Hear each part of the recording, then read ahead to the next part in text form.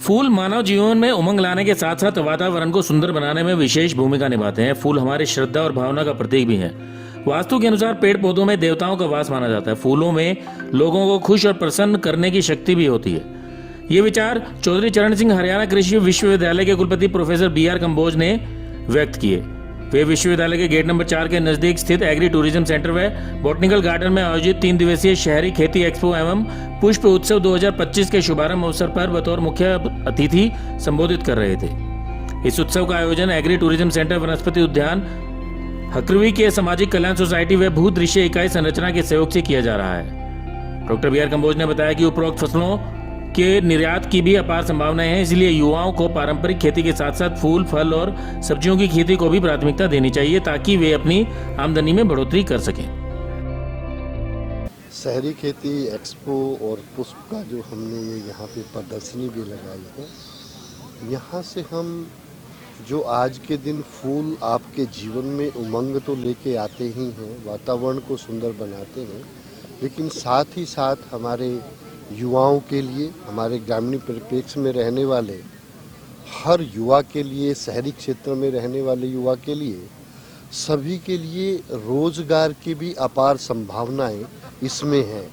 उसी चीज़ में हर तकनीक पे हमने यहाँ पे बताया है कि हम बिना मिट्टी के, बिना ज़मीन के भी किस प्रकार से अपने ड्राइंग रूम में आज के दिन सब्जियों की काश्त कर सकते हैं, फूलों की काश्त कर सकते हैं। साथ में उनमें क्या क्या गुण हैं ये भी हमें पता होना चाहिए कि किस प्रकार से हम प्राकृतिक तरीके से अपनी सब्जियों को, फलों को उगा के एक अच्छा उत्पाद पैदा कर सकते हैं जो हमारे स्वास्थ्य को भी अच्छा करेगा, और जब मार्केट में उसको आप लेके जाएंगे उसको मूल्य भी ठीक मिलेंगे। तो इस क्षेत्र में चाहे वो फूलों की खेती है, चाहे वो सब्जियों की खेती है, चाहे शहरी क्षेत्रों की सब्जियों की खेती है, उसमें किस प्रकार से आधुनिक तरीके से उगाते हुए वो अधिक लाभ कमा सकता है, ऐसा यहाँ पे प्रदर्शन किया गया है। साथ में हमारे जितने भी युवा हैं या जो हमारे शहरी क्षेत्र में, ग्रामीण क्षेत्र में फूलों की खेती कर रहे हैं या वो केवल सुंदरता के लिए उगा रहे हैं, उनको भी इस फेस्टिवल में जगह दी जाती है ताकि वो आकर प्रदर्शन करें, दूसरों के लिए प्रेरणा बने। तो साथ में उनको सम्मानित करने के लिए हम इनाम भी देते हैं, और इसी चीज़ को ध्यान में रखते हुए हमारे आदरणीय chief secretary government of Haryana Shri Vivek Joshi ji, वो भी 5 तारीख को हमारे सभी ऐसे प्रतिभागियों को वो पुरस्कृत भी करेंगे, उनका हौसला बधाई भी देंगे ताकि हमारे ज़्यादा से ज़्यादा जो युवा है वो इस खेती से जुड़े, वो इसका उत्पाद बढ़ाएं और इसकी एक्सपोर्ट की जो संभावनाएं हैं उसको पूरा किया जा सकता है। तो वो अच्छी उन्नत तरीके से इन फूलों को उगाकर या सब्जियों को उगाकर किया जा सकता है, उसी को ध्यान में रखते हुए इस कार्यक्रम का आयोजन किया गया है। ये अगले 3 दिनों में यहाँ पे चलने वाला है। पहले हम 2 दिन करते थे, लेकिन हमारे काफ़ी लोगों की ये उम्मीद थी कि इसको 3 दिन का अवश्य किया जाए, ऐसा प्रयास इस बार किया गया है। सर, एग्रो टूरिज्म सेंटर का भी इंतज़ार किया जा रहा है, कब से शुरुआत करने की संभावना है? देखिए, हम जल्द ही इसका भी आपको शुभ संदेश देने वाले हैं और जल्द ही इसको हम इसको उद्घाटित भी करेंगे, और इसको हमारा प्रयास है कि जल्द से जल्द ये कार्य। तो एग्रो टूरिज्म में क्या कुछ देखने को मिलेगा सर आमजन को? देखिए, एग्री टूरिज्म आपस में आपको जो हम बता रहे हैं कि एग्री टूरिज्म एक पूरा है कि किस प्रकार से हम अपने युवाओं को, युवा पीढ़ी को कृषि की तरफ आकर्षित कर सकते हैं, और इसको महज एक व्यवसाय के रूप में किस प्रकार से कृषि को किया जा सकता है।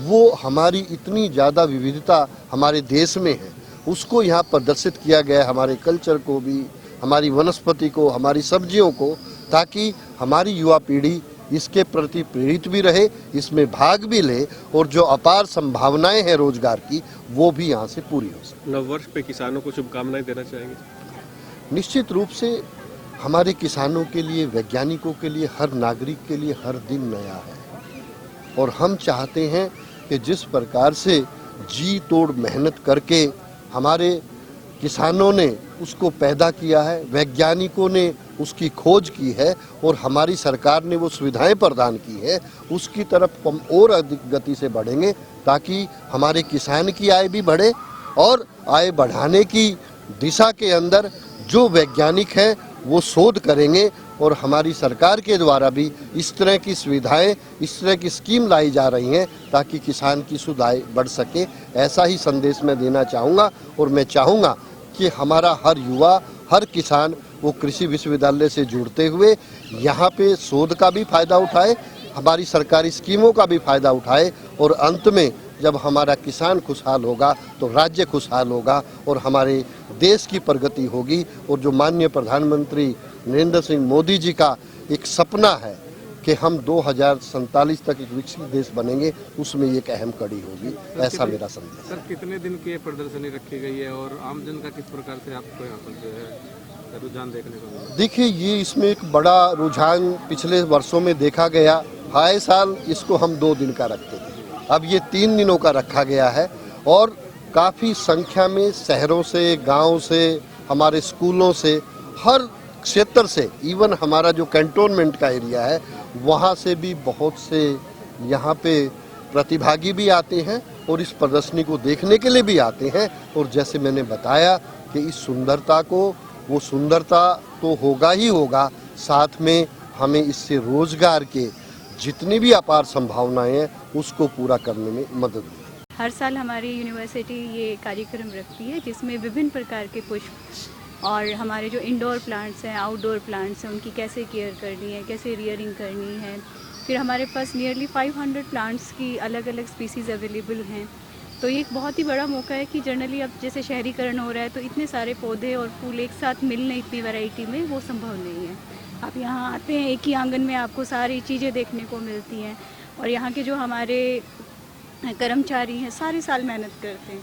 एक दिन हम निकालते हैं दिखाने के लिए, शहर के बच्चों के लिए, बुज़ुर्गों के लिए कि आप किस तरह से सौंदर्यीकरण कर सकते हैं। ऐसा ज़रूरी नहीं कि आपके पास ज़मीन कम है तो आप खेती नहीं कर सकते। ये इस तरह की खेती है पुष्पों की कि जो आप थोड़े से संसाधनों में भी खूब मुनाफा कमा सकते हो।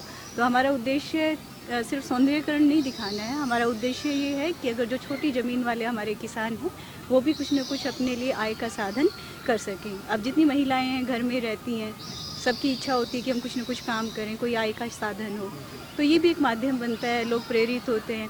आपने देखा होगा सूखे पुष्पों की सजावट है, गीलों की सजावट है, फिर अलग अलग तरह की हरी सब्जियां हैं। तो छोटे से उसमें भी सेटअप में भी बहुत कुछ कमाया जा सकता है।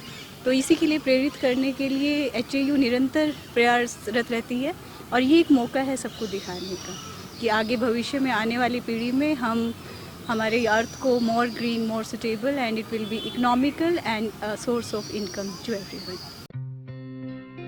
3 दिवसीय शहरी खेती एक्सपो एवं पुष्प उत्सव 2025 में नवग्रह वाटिका व सेल्फी पॉइंट लोगों के आकर्षण का केंद्र बना हुआ है। नवग्रह वाटिका में विभिन्न ग्रहों के हिसाब से पौधे लगाए गए हैं। इस उत्सव में आने वाले युवाओं, किसानों व आम नागरिकों के लिए सेल्फी पॉइंट भी बनाया गया है ताकि वे विभिन्न फूलों की सुंदर सुंदर प्रजातियों के साथ फोटो खिंचवा सके।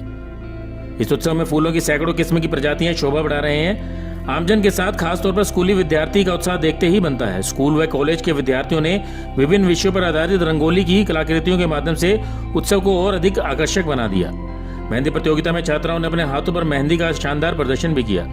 इस उत्सव में विभिन्न विभागों के उत्पादों की प्रदर्शनी भी लगाई गई है ताकि आमजन विश्वविद्यालय के उत्पादों के बारे में विस्तार से जानकारी प्राप्त कर सके। आमजन के लिए सुबह 9 बजे से शाम 5 बजे तक एग्री टूरिज्म सेंटर खोला जाएगा। इस अवसर पर मुख्य अतिथि प्रोफेसर कंबोज ने हर्बल गार्डन, औषधीय पौधों, नवग्रह वाटिका, नर्सरियों, बगीचों सहित अन्य बागवानी अनुभागों का अवलोकन भी किया। ब्यूरो रिपोर्ट, नई ताजा न्यूज, हिसार।